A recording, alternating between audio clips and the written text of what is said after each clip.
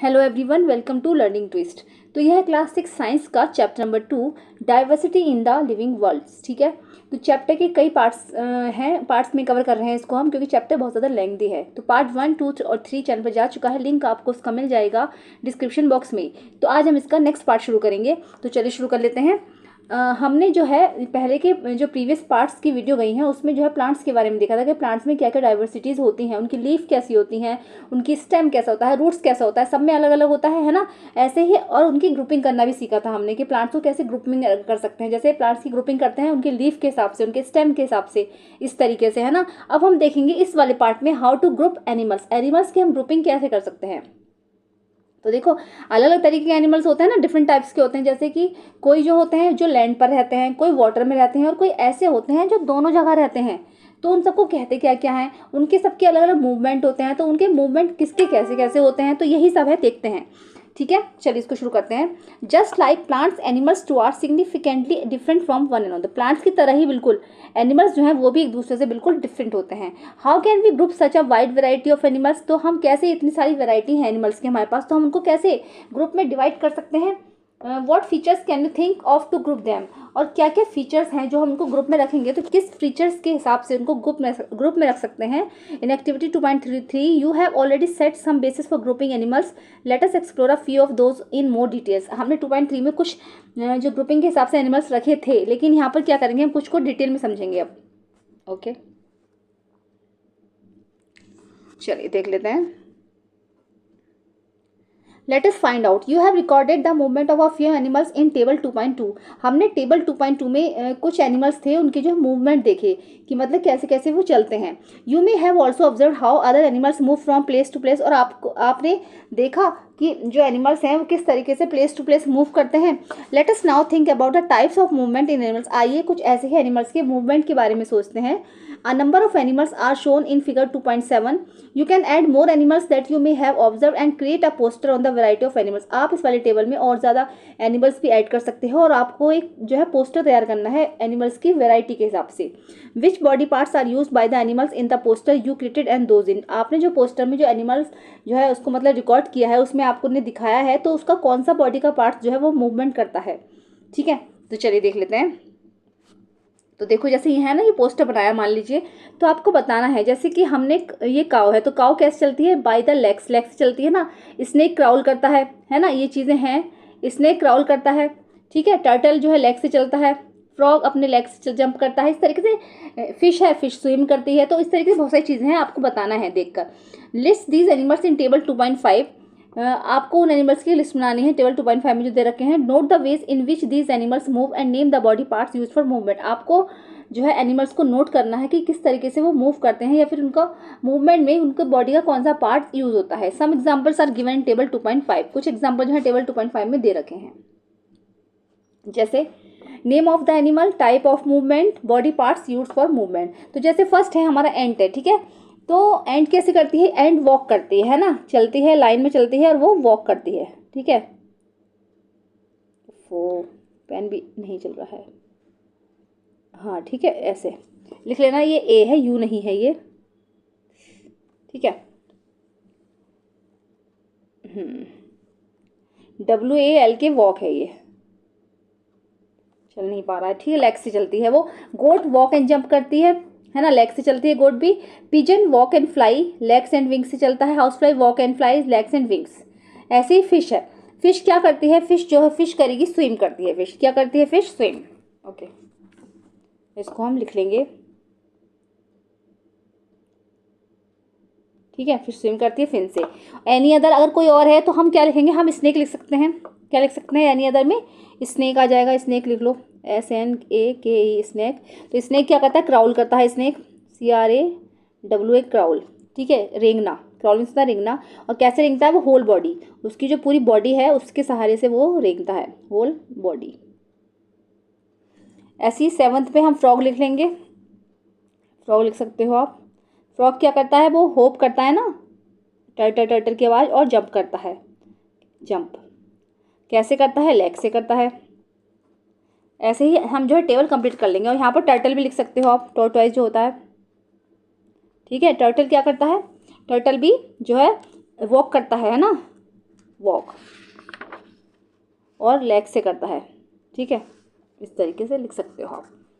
चलिए, what conclusion can you draw from the data given in table, आपने जो इस टेबल में 2.5 में डेटा जो लिखा है, कंक्लूजन क्या निकला? Different animals have different types of movement, animals can fly, run, crawl, walk, hop और जंप एंड सो ऑन। ठीक है, तो अलग अलग एनिमल्स जो है अलग अलग मूवमेंट करते हैं, जैसे कि वो फ्लाई करते हैं, रन करते हैं, क्राउल, वॉक, होप और जंप। ठीक है, they use different body parts for moving from one place to another, और वो अपनी बॉडी का अलग अलग पार्ट्स जो है यूज करते हैं मूव करने के लिए। अगर उनको एक स्थान से दूसरे स्थान पर जाना हो। They may use wings, legs and other parts that help them to move, वो अपने विंग्स को भी यूज़ करते हैं, लेग्स को भी यूज़ करते हैं, और अदर पार्ट्स जो है उनको भी यूज़ करते हैं हेल्प करने के लिए। ठीक है, here we have identify animals based on the types of movement and the body parts used for movement. यहाँ पर हम कुछ ऐसे एनिमल्स को आइडेंटिफाई करेंगे उनके मूवमेंट के हिसाब से, और उनकी जो है कौन सा उनका बॉडी पार्ट जो है यूज़ हो रहा है उनके मूवमेंट में। How can we group animals based on their movements, हम कैसे उनके मूवमेंट के हिसाब से एनिमल्स की ग्रुपिंग कर सकते हैं। Additionally many animals differ from each other, जैसे कि बहुत सारे एनिमल्स होते हैं, सब जो है अपने शेप, साइज, स्ट्रक्चर, कलर और जो अदर फीचर्स हैं, कुछ और भी फीचर्स हैं, उनमें जो है सब एक दूसरे से अलग अलग होते हैं। Some of these features can also be use to group animals in various ways like plants. Grouping of animals is important for understanding their diversity.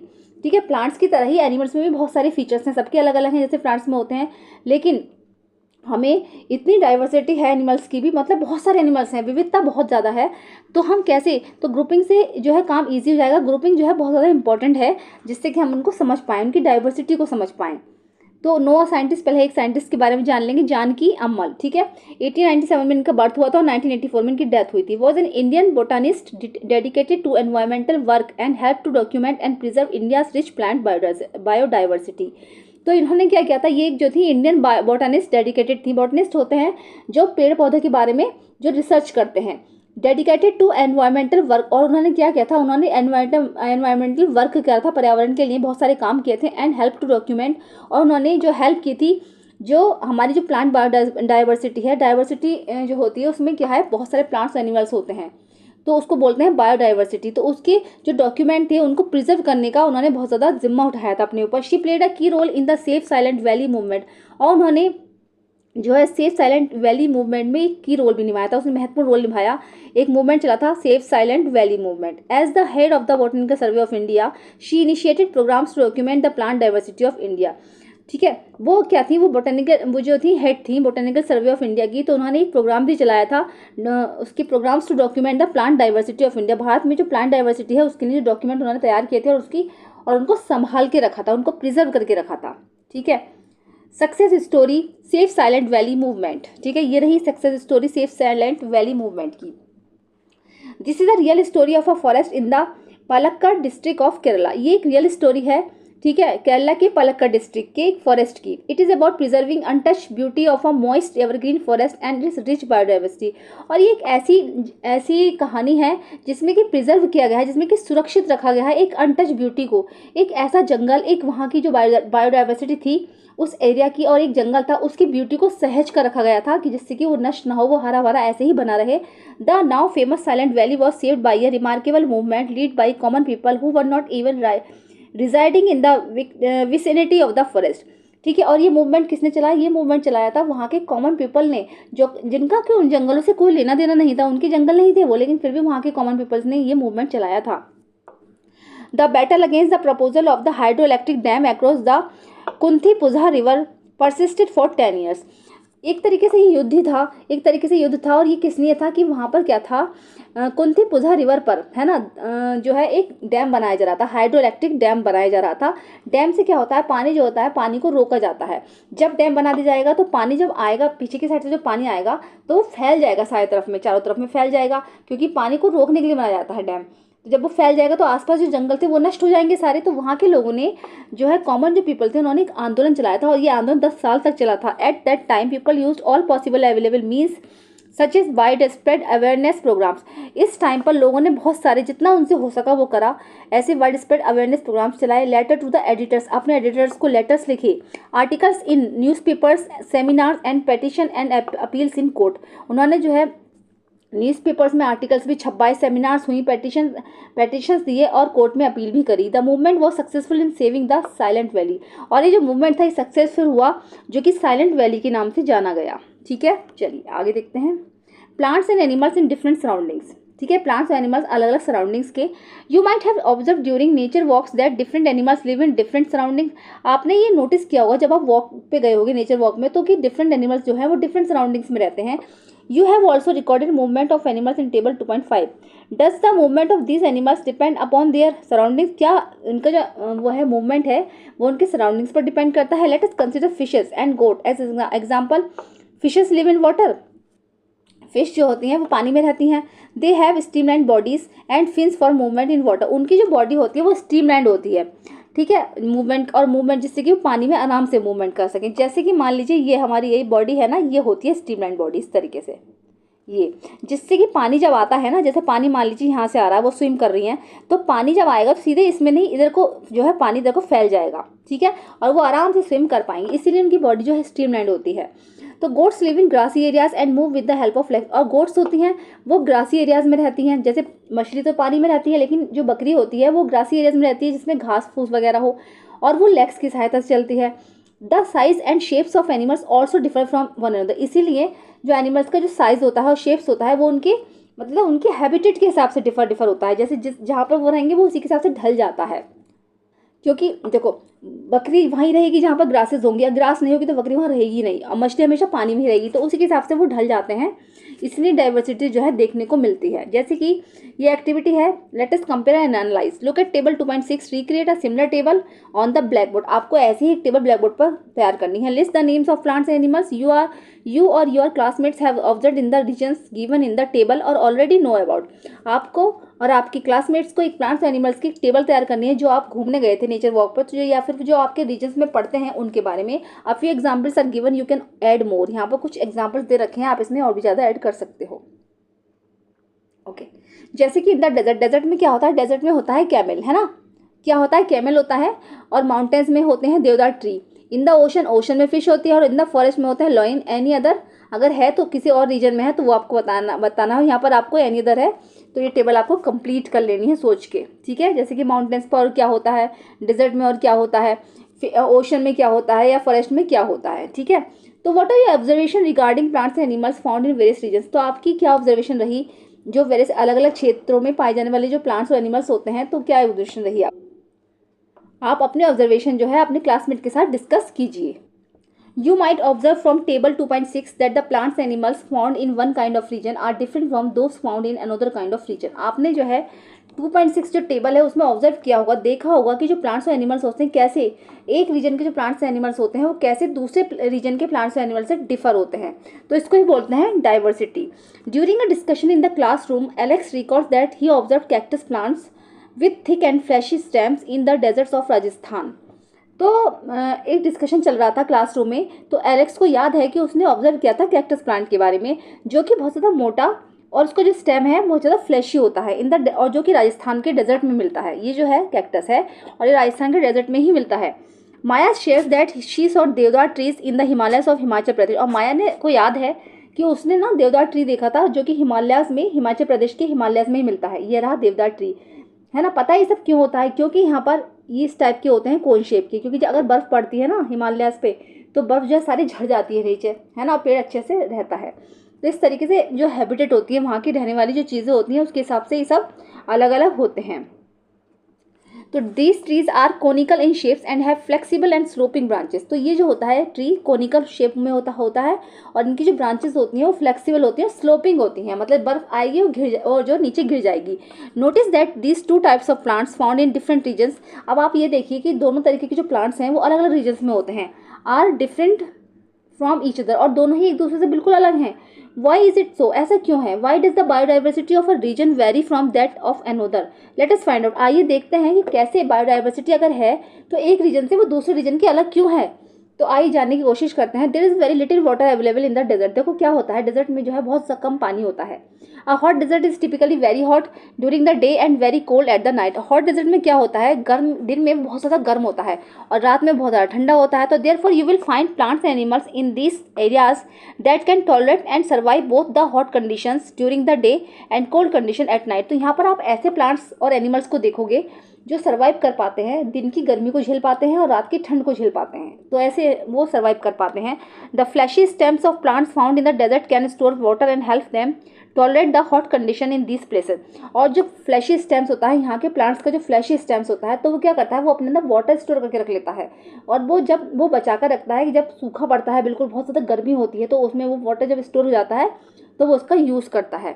The mountains in extremely cold region experience frequent snowfall. Mountains में क्या होता है, extremely ठंड होती है, बहुत ज़्यादा ठंड होती है जहाँ माउंटेनियस जो रीजन्स होते हैं, और स्नोफॉल होती है। तो in order to survive in such condition, ऐसी कंडीशन से निपटने के लिए, इनको सर्वाइव करने के लिए, some of the trees have the ability to let the snow slide off easily. तो उनके अंदर एक ऐसी एबिलिटी होती है जिससे कि स्नो जो होती है, बर्फ जो होती है, वो स्लाइड हो सके आराम से। तो conical shape and sloping branches of deodar trees, deodar trees की कॉनिकल शेप और उनकी जो स्लोपिक ब्रांचेस होती हैं, enable them to do so easily, तो इसीलिए होती हैं जिससे कि बर्फ अगर गिरे उनके ऊपर तो वो आराम से स्लोप हो जाए, फिसल जाए। You must have understood by now that the biodiversity varies from region to region because of diverse condition। अब आप अच्छे से समझ गए हो कि जो बायोडाइवर्सिटी है रीजन टू रीजन, एक जगह से दूसरी जगह की क्यों चेंज होती है, क्योंकि वहाँ की डाइवर्स कंडीशंस जो होती है, कंडीशंस के हिसाब से वो बदलती रहती है।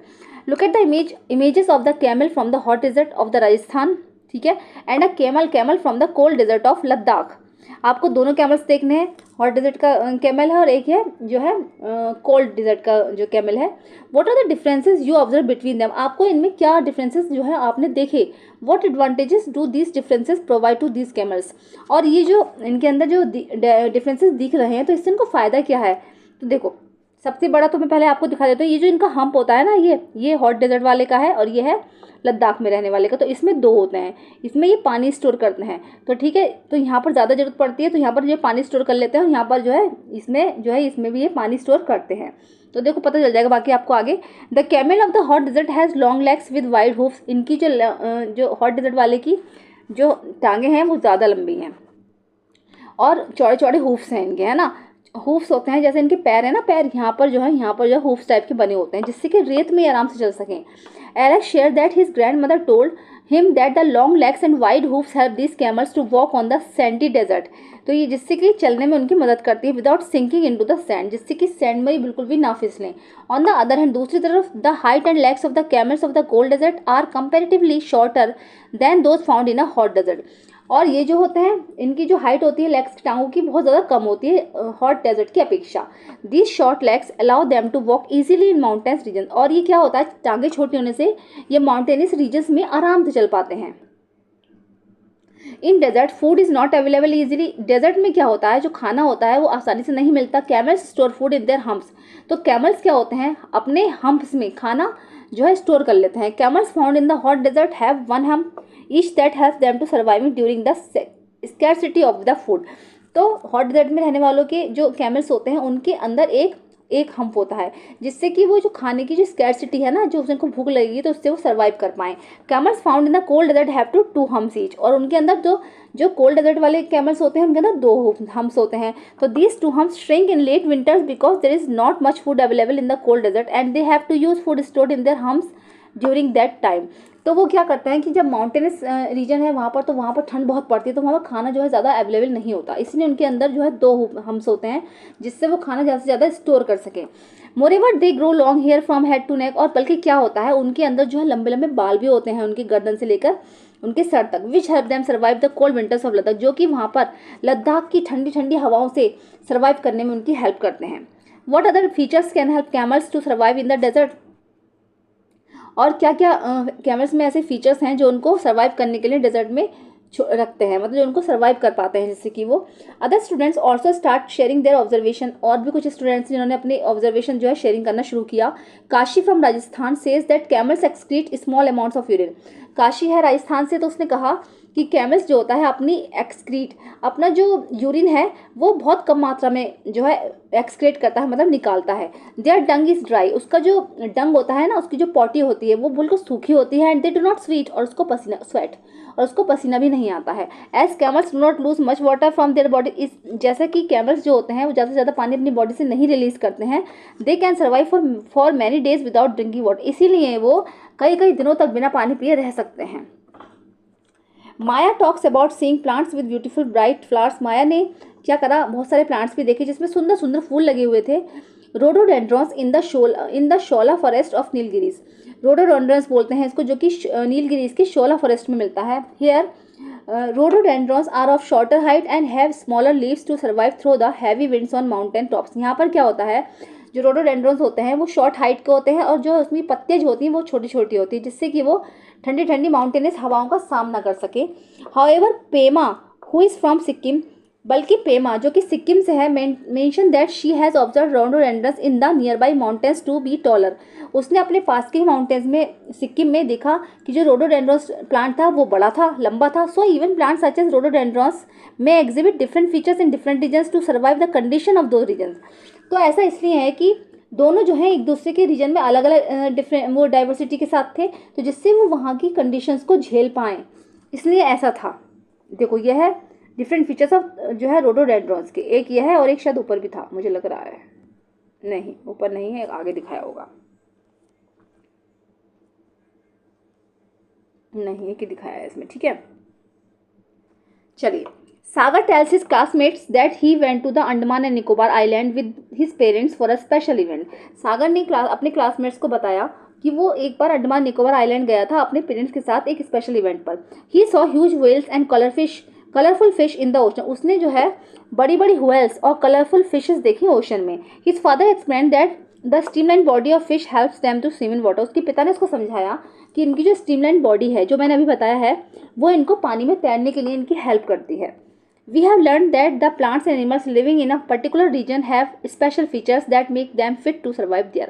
तो हमने ये जाना कि प्लांट्स और एनिमल्स जो होते हैं उन किसी भी पर्टिकुलर रीजन में हो तो उनके अंदर कुछ ऐसे स्पेशल फीचर्स होते हैं जिससे कि वो वहाँ पर सर्वाइव कर पाते हैं। The special features that enable plants and animals to survive in a particular region are called adaptation. और ये जो स्पेशल फीचर्स होते हैं जिससे कि प्लांट्स और एनिमल्स वहाँ पर सर्वाइव कर पाते हैं उस पर्टिकुलर रीजन में, उनको कहा जाता है एडेप्टेशन।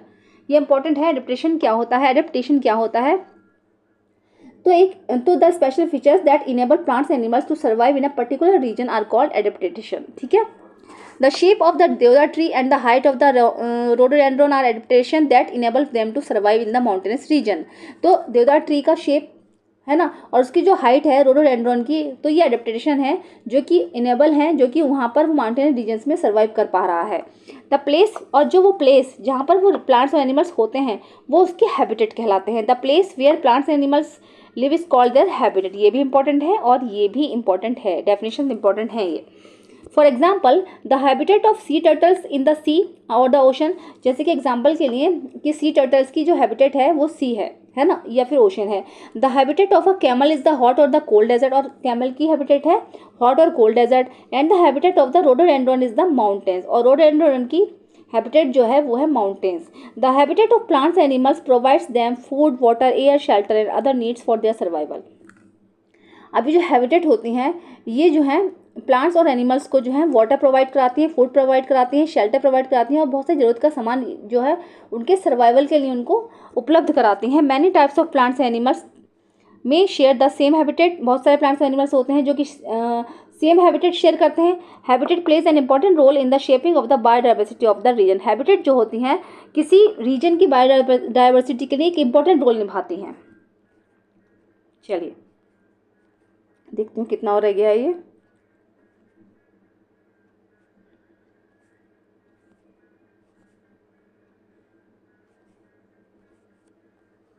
ओके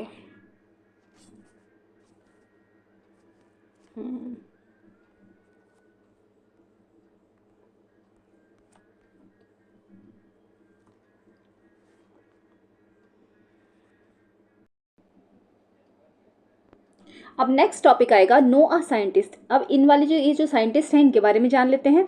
तो सलीम अली हैं ये, ठीक है। तो सलीम अली की जो बॉर्न हुआ था वो 1896 में हुआ था और जो उनकी डेथ हुई थी वो 1987 में हुई थी। ओके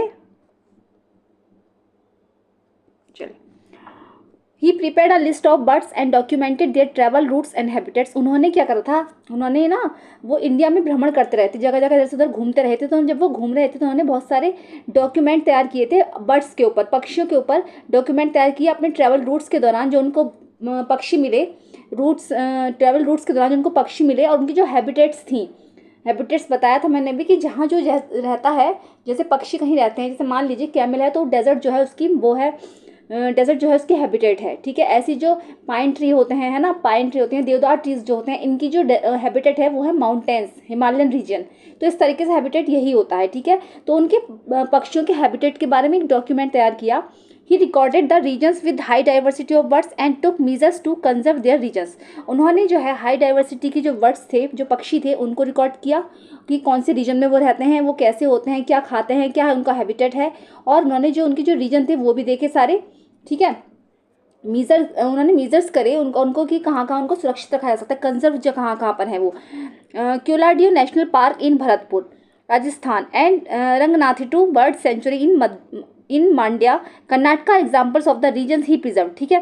तो Keoladeo National Park in Bharatpur, याद रखना भरतपुर राजस्थान में है Keoladeo National Park, and Ranganathittu Bird Sanctuary in Mandya Karnataka examples of the regions he preserve, जो उन्होंने सुरक्षित करे कुछ ऐसी ही बर्ड सेंचुरीज हैं। He wrote a landmark series of 10 books on birds of the Indian subcontinent. उन्होंने एक जो है लैंडमार्क सीरीज भी लिखी, 10 बुक्स की एक लैंडमार्क सीरीज भी बनाई थी बर्ड्स के ऊपर, इंडियन सब कॉन्टिनेंट की जो जितनी भी बर्ड्स हैं उसके बारे में। He is referred to as the birdman of India, उनको बर्डमैन ऑफ इंडिया के नाम से भी जाना जाता था। He was awarded Padma Vibhushan in 1976 और उनको पद्म विभूषण की उपाधि से भी सम्मानित किया गया 1976 में। तो अगर क्वेश्चन आ जाए कि बर्डमैन ऑफ इंडिया कौन है, तो सलीम अली हैं ये, ठीक है। एमसीक्यूज में अगर आए तो आप लोग कर सकते हो आराम से। What are the different ways in which you can group plants and animals based on their habitats? तो क्या डिफरेंट वेज हैं जिसमें हम प्लांट्स और एनिमल्स को उनके हैबिटेट्स के हिसाब से इनकी ग्रुपिंग कर सकते हैं। One way is to group them into those that live on land. एक वे तो वो है जिसमें कि जो ग्रुप एक ग्रुप अगर हम बनाएंगे तो ऐसे जानवर्स का बनाएंगे जैसे कि जो लैंड पर रहते हैं, and those that live in water, और वो जो पानी में रहते हैं। The plants animals that live on land are said to live in terrestrial habitats. ऐसे प्लांट्स और एनिमल्स जो कि लैंड में रहते हैं उनको जो उनकी जो हैबिटेट्स होती है वो होती है टेरेस्ट्रियल हैबिटेट्स। याद रखना आप लोग ये चीज़ कि जो ऐसे प्लांट्स और एनिमल्स जो लैंड पर रहते हैं, अगर डेफिनेशन आ जाए कि व्हाट इज टेरेस्ट्रियल हैबिटेट्स, तो the plants and animals that live on land and said to live in terrestrial habitats. Some examples of terrestrial habitats are forest, deserts, grassland and mountains, ठीक है। कुछ example हैं ये। The plants animals that live in water, और ऐसे plants और animals जो कि पानी में रहते हैं, are said to live in aquatic habitat, उनको एक्वाटिक हैबिटेट्स में कहा जाता है जो पानी में रहते हैं। Some examples of aquatic habitats are ponds, lakes, rivers and oceans. याद रखना कि एक्वाटिक हैबिटेट्स के कुछ उदाहरण हैं पॉन्ड्स, लेक्स, रिवर्स और oceans. Some animals such as frogs, कुछ जानवर ऐसे होते हैं जैसे कि frogs, can live in water as well as on land, तो वो तो दोनों जगह रह सकता है, जो दोनों जगह रह सकते हैं लैंड में भी और वाटर में भी, तो उसको बोलते हैं हम एम्फीबियंस। ये सब अलग अलग ग्रुप बन गए हैं, ठीक है। एक तो टेरेस्ट्रियल का बन गया जो लैंड पर रहते हैं, जो पानी में रहते हैं वो एक्वाटिक हो गए, हैबिटेट्स उनका एक्वाटिक हो गया, और जो पानी और लैंड दोनों में रह सकते हैं उनको कहा जाता है amphibians. What would happen if the habitat of the plant और एन एनिमल इज डैमेज, क्या होगा अगर प्लांट्स और एनिमल्स की जो हैबिटेट है उसको डैमेज कर दिया जाए, डैमेज हो जाए तो क्या होगा। What would happen if a goat does not get grass to eat, क्या होगा अगर एक बकरी को खाने के लिए ग्रास ही ना मिले।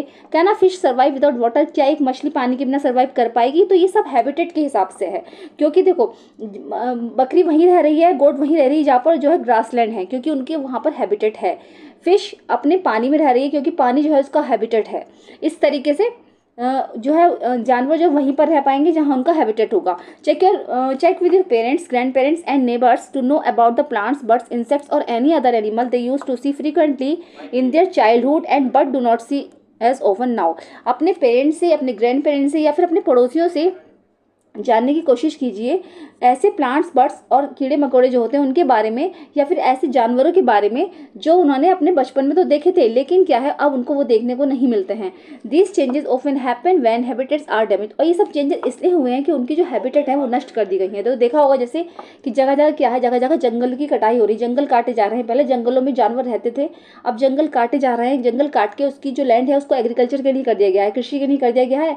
तो जब जंगल कट गए हैं तो जानवर बेचारे शहरों की तरफ भागने लगे हैं, तो उनके हैबिटेट नष्ट हो रहे हैं, इसलिए जानवरों की संख्या भी कम हो रही है। The damage to habitats of plants animals result in loss of their homes, food and other resources, ठीक है। हैबिटेट्स और वो प्लांट्स और एनिमल्स के जो हैबिटेट्स हैं जब उनका डैमेज होने लगा तो क्या हो, उसका जो रिजल्ट रहा वो यही रहा कि उनके जो होम्स हैं, फूड्स हैं और जो उनके अदर रिसोर्सेज हैं वो खत्म हो गए। The leads to the loss of biodiversity, और ये सब क्या हुआ, ये बायोडाइवर्सिटी का एक लॉस है, बहुत बड़ा लॉस है। बायोडाइवर्सिटी वही होती है जैसे पार्क वगैरह बना देते हैं ना, जू वगैरह, जिसमें कि प्लांट्स एनिमल्स एक साथ रह सकते हैं।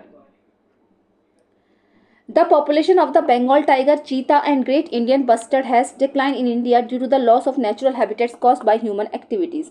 तो the population of the Bengal tiger की संख्या, चीता और ग्रेट इंडियन बस्टर्ड की जो संख्या है बिल्कुल जो है डिक्लाइन स्थिति में आ गई है भारत में, क्योंकि क्या हुआ है, नेचुरल हैबिटेट्स जो थे उनके वो ह्यूमन एक्टिविटीज़ के द्वारा खत्म कर दिए गए हैं, लोगों ने उसको खत्म कर दिया, जगह जगह शहर बसा दिए गए हैं, बिल्डिंग्स खड़ी कर दी हैं, तो इसकी वजह से जो उनके नेचुरल हैबिटेट्स थे वो खत्म हो गए हैं। The government of India has initiated several projects to conserve our biodiversity. Government of India ने बहुत सारे ऐसे प्रोजेक्ट्स चलाए हैं पशुओं को सुरक्षित रखने के लिए, बायोडाइवर्सिटी में जो पशु हैं और एनिमल्स हैं उनको सुरक्षित रखने के लिए, पशु और प्लांट्स जो हैं उनको सुरक्षित रखने के लिए project tiger was initiated in 1973 to protect the decline population of the Bengal tiger. एक प्रोजेक्ट टाइगर भी चलाया गया था 1973 में, ठीक है, और ये प्रोटेक्ट करने के लिए चलाया गया था, जो कि टाइगर की जो संख्या थी वो लगातार खत्म हो रही थी, तो बंगाल टाइगर के लिए ये जो है इनिशिएटिव चलाया गया था। द चीता रीइंट्रोडक्शन प्रोजेक्ट वॉज इनिशिएटेड इन 2022 और 2022 में चीता रीइंट्रोडक्शन प्रोजेक्ट चलाया गया। ये प्रोजेक्ट के नाम है, मैचिंग में भी आ सकते हैं, तो आप याद कर लेना कि कौन सा प्रोजेक्ट कब चलाया गया।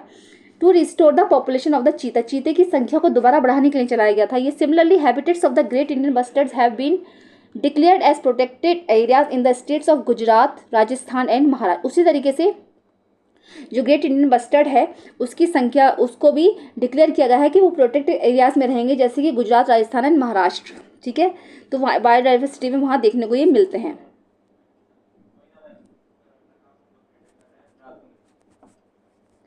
Traditionally protected forest, sacred groves, ठीक है, तो ग्रोव्स होते हैं जो बड़े बड़े पेड़ पौधे होते हैं, घने जंगल से जो बहुत समय के पेड़ पौधे होते हैं उसको बोला जाता है sacred groves are undisturbed patches of fruits.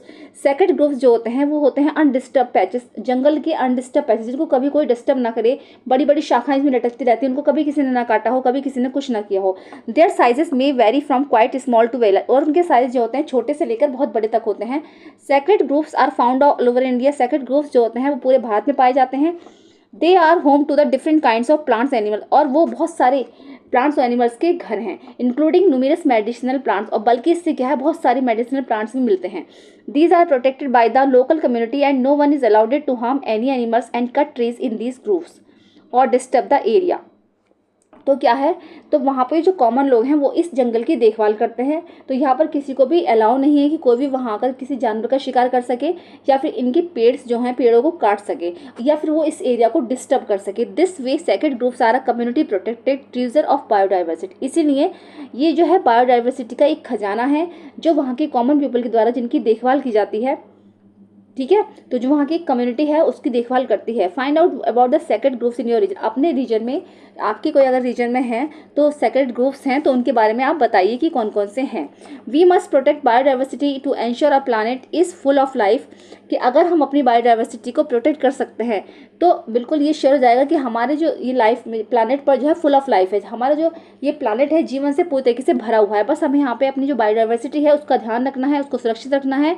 Helping plants animals to survive and thrive, और अपने जो प्लांट्स एनिमल्स हैं उनको सर्वाइव रखने के लिए, उनको सुरक्षित रखने के लिए बस हमें हेल्प करनी है। मतलब जैसे हमें भी किसी भी जानवर को नुकसान ना पहुंचाएं, किसी प्लांट को, बल्कि हमें वृक्षारोपण करना चाहिए, प्लांट्स लगाने चाहिए, ना कि हम पेड़ पौधे काटें, ठीक है। तो जहाँ तक कोशिश हो सके पेड़ पौधों को नहीं काटना चाहिए और एनिमल्स को सुरक्षित रखना चाहिए, शिकार वगैरह नहीं करना चाहिए, जिससे कि हमारा जो ये प्लानट है ये फुल ऑफ लाइफ हो जाए, ठीक है। चलिए, तो कीवर्ड्स आप लोग खुद देख लेंगे, ठीक है, क्वेश्चन आंसर की वीडियो आपको बाद में मिल जाएगी।